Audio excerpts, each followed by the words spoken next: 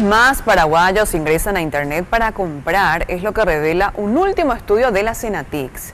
Aún así, el 58% sigue pagando de forma presencial, pero va cediendo terreno. Senatix habla de las ventajas y del éxito en la población joven adulta.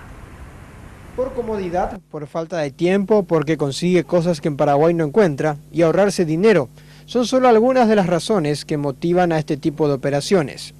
Según una encuesta, el 14,3% realiza compras en internet.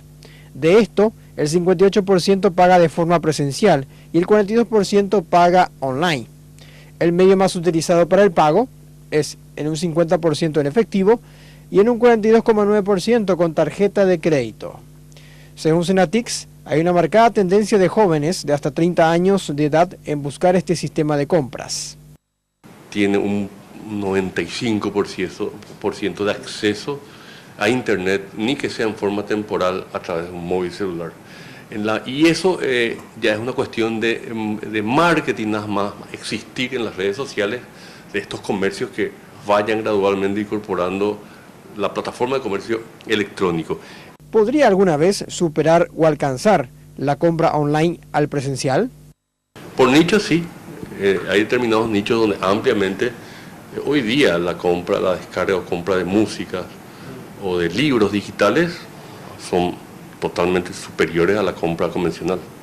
En cuanto a género, el femenino compra en un 70% en las redes sociales, mientras que el masculino solo un 35%. Desde la Secretaría de Defensa del Consumidor advierten que comprar en guaraníes en el exterior puede generar sobrecostos, que ya causaron inquietudes en esta dependencia estatal. Y si uno le da en guaraníes la moneda de origen del consumidor, la propia plataforma establece su tipo de cambio y su tasa de conversión, porque es distinto el monto. Generalmente este tipo de cambio es mucho mayor al tipo de cambio del mercado. Y ahí es donde ocurre muchas veces esa consulta o esa pregunta o esa incomodidad por el lado del consumidor de saber por qué le cobran tanto. Otros puntos a tener en cuenta es que las procesadoras como Bancar y Bepsa se fija la cotización en 5.600 guaraníes por cada dólar que cueste el producto. Tiendas virtuales como Amazon y Bazar Shop y las marcas de tarjetas aplican su propia cotización en otros países como Argentina. También hay una tarifa de conversión de moneda de 1% del total de la compra y además se le agrega en el precio final impuestos o envíos.